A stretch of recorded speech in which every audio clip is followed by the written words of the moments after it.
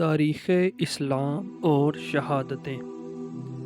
تاریخ اسلام میں بے شمار شہادتیں ہوئیں اور ہر شہادت اپنی جگہ ایک نمایاں انفرادی قدر و منزلت اور مقام کی حامل ہے۔ ہر شہادت میں اسلام کی بقا و دوام، آقا صلی اللہ علیہ وسلم کے دین اور آپ صلی اللہ علیہ وسلم کی سنت مبارکہ کی حیات جاوداں کی راز پوشیدہ ہیں۔ یہی وجہ ہے کہ تاریخ اسلام میں ہر شہادت اپنی جگہ اہم شمار کی جاتی ہے، لیکن شہادت امام حسین رضی اللہ عنہ کا واقعہ کئی اعتبار سے باقی تمام شہادتوں سے مختلف اور منفرد ہے۔ اس کی انفرادیت کی ایک وجہ یہ ہے کہ آپ خانوادہ رسول صلی اللہ علیہ وسلم کے چشم و چراغ تھے، اور ایسے چشم و چراغ تھے کہ جنہوں نے بارگاہ رسالت کی گود میں پرورش پائی تھی۔ آپ صلی اللہ علیہ وسلم کے مبارک کاندھوں پر سواری کی تھی۔ آپ صلی اللہ علیہ وسلم کے لاب دہن کو اپنی غذا بنایا تھا، اور جنہیں نبی کریم صلی اللہ علیہ وسلم کا بیٹا ہونے کا شرف حاصل تھا۔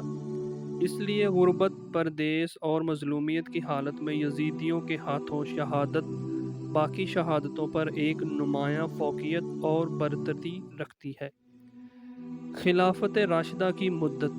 حضور نبی اکرم صلی اللہ علیہ وسلم کے بعد قائم ہونے والے دور حکومت کے پہلے ہی نشاندہی فرما دی تھی۔ حضرت سفینہ روایت کرتی ہے کہ حضور نبی اکرم صلی اللہ علیہ وسلم نے فرمایا، میری امت میں خلافت 30 برس تک رہے گی، پھر اس کے بعد ملوکیت ہوگی۔ حضور نبی اکرم صلی اللہ علیہ وسلم کے فرمان کے مطابق خلافت راشدہ آپ صلی اللہ علیہ وسلم کے بعد 30 سال تک ہوگی۔ اس کے بعد دور ملوکیت کا آغاز ہوگا۔ خیر و فلاح پر مبنی طرز حکومت بدل دیا جائے گا، اور امت مسلمہ میں سیاسی اقتدار کی جو شکل رائج پائے گی وہ ملوکیت کی صورت میں ہوگی۔ حضور اکرم صلی اللہ علیہ وسلم کی پیشن گوئی کے مطابق حضرت ابوبکر صدیق رضی اللہ تعالیٰ عنہ 2 برس 3 ماہ 10 دن تک تخت خلافت پر فائز رہے۔ پھر خلیفہ ثانی حضرت عمر فاروق رضی اللہ عنہ نے 10 برس 6 ماہ اور 4 دن تک اس منصب کو زینت بخشی۔ پھر خلیفہ ثالث یعنی تیسرے خلیفہ حضرت عثمان غنی رضی اللہ عنہ کا دور آیا۔ آپ 11 برس 11 ماہ اور 28 دن تک خلیفہ رہے۔ آپ کے بعد خلیفہ چہارم حضرت علی کرم اللہ وجہہ 4 برس 9 ماہ تک اس اعلیٰ منصب پر فائز رہے، اور آپ تبلیغ دین کے لیے جو کچھ کر سکتے تھے بڑی جانفشانی، جرات و ہمت اور نہایت جوش و جذبے کے ساتھ وہ سب کچھ کیا۔ آپ کی شہادت کے بعد آپ کے صاحبزادے حضرت امام حسین رضی اللہ عنہ نے یہ عہدہ سنبھالا اور تقریباً 6 ماہ اس منصب پر فائز رہے۔ سیدنا امام حسین کے دور میں خلافت کے 6 ماہ شمار کر کے 30 برس تک مشتمل یہ زمانہ عہد خلافت راشدہ کہلاتا ہے۔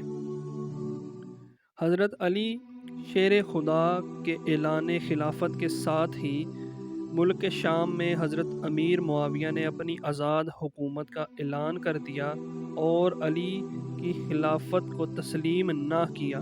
اس پر امت مسلمہ متفق رہی کہ خلافت بہر طور حضرت علی رضی اللہ عنہ کا حق تھا۔ آپ ہی خلیفہ برحق اور خلیفہ راشد تھے۔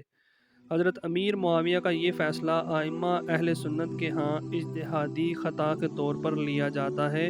واضح رہے کہ اجتہاد کا مطلب ہے کہ زمانہ کے مطابق علماء امت کا مل کر ایسا فیصلہ کرنا جو امت کے لیے آسانی کرے مگر وہ شرع کے خلاف نہ ہو۔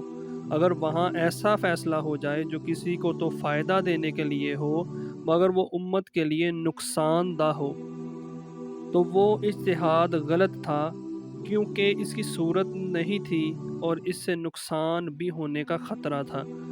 علامہ تفتازانی لکھتے ہیں، اہل حق کا ایک بات پر اتفاق ہے کہ اس پورے معاملے میں حضرت علی درست تھے۔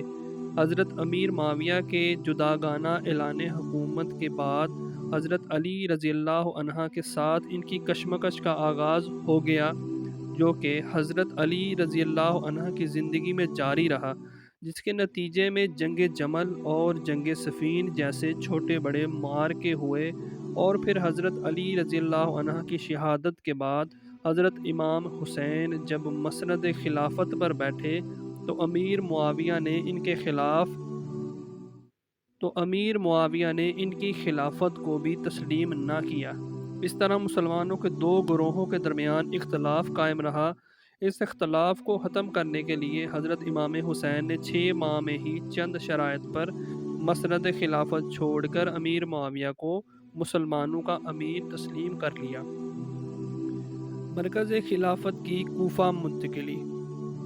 حضرت علی رضی اللہ عنہ نے اپنے دور میں تخت خلافت مدینہ منورہ سے منتقل کر کے کوفہ میں قائم کر لیا تھا۔ اس کی وجہ یہ تھی کہ حضرت امیر معاویہ کا دارالحکومت دمشق تھا، جو کہ مدینہ سے بہت دور اور لمبی مسافت پر تھا۔ اس قدر دور رہ کر پوری خلافت کے انتظام و انصرام میں دشواری ہوتی تھی، اس لیے اس دشواری اور اس علاقے میں ہونے والی مسلسل بغاوتوں پر قابو پانے کے پیش نظر آپ نے دارالحکومت کوفہ کو منتخب فرمایا۔ جب حضرت علی رضی اللہ عنہ نے اپنی خلافت کا مرکز کوفہ قرار دیا تو وہ جو خود کو شیعان علی حضرت علی کا گروہ کہلانے والے تھے، ہر طرف سے سمٹ کر حضرت علی کے قرب کے خیال سے کوفہ میں جمع ہونے لگے، اور کثرت کے ساتھ انہوں نے کوفہ میں سکونت اور رہائش اختیار کی، اور اس طرح کوفہ شیعان علی کا مرکز بن گیا۔ اس دور میں 4 جماعتیں وجود میں آئیں، جن میں سے ایک جماعت ایسی تھی جس نے کھل کر حضرت علی کی حمایت کی اور بنو امیہ اور دیگر شخصیات کے مخالفت کا اعلان کر دیا۔ اس جماعت نے خود کو شیعان علی کی جماعت قرار دیا۔ وہ اسی سیاسی حمایت کی بنا پر آگے چل کر جماعت شیعان علی قرار پائی۔ یاد رہے کہ جو شیعان علی کا نام اس وقت معروف ہوا، اس سے فقہی اور مذہبی نقطۂ نظر سے وہ شیعہ مکتب فکر مراد نہیں تھا جو بعد میں باقاعدہ فقہ جعفریہ کی تدوین و تالیف کے بعد وجود میں آیا، بلکہ اس سے مراد حضرت علی رضی اللہ عنہ اور حضرت امیر معاویہ کے درمیان اختلاف کے وقت حضرت علی رضی اللہ عنہ کی سیاسی حمایت کے طور پر پیدا ہونے والا گروہ ہے۔ دوسرا طبقہ بنو امیہ کی حمایت پر وجود میں آیا۔ پہلے یہی 2 گروہ آپس میں متصادم رہے۔ بنو امیہ قبیلہ قریش کی ایک شاخ ہے جس میں سے خاندان حضرت امیر معاویہ بھی ہے، ایسے ہی جیسے کہ قبیلہ قریش کی ایک شاخ بنو ہاشم ہے جس میں سے پیارے آقا صلی اللہ علیہ وسلم کا خاندان ہے۔ تیسرا، اسی دور میں ایک اور طبقہ وجود میں آیا جس نے حضرت علی اور حضرت امیر معاویہ دونوں کی مخالفت کی۔ اس طبقے نے ان دونوں بستیوں کے خلاف ایک مسلح کشمکش کا آغاز کیا۔ یہ طبقہ خوارج کہلاتا ہے۔ یہ خارجی نماز روزے کے پابند تھے، نوافل، تہجد، کثرت ذکر اور کثرت تلاوت جیسے اعمال بھی بجا لاتے تھے۔ وہ کہتے تھے حکم صرف اللہ کا، نعرہ بلند کرتے تھے، لیکن معاذ اللہ حضرت علی اور حضرت امیر معاویہ کو واجب القتل اور کافر قرار دیتے تھے۔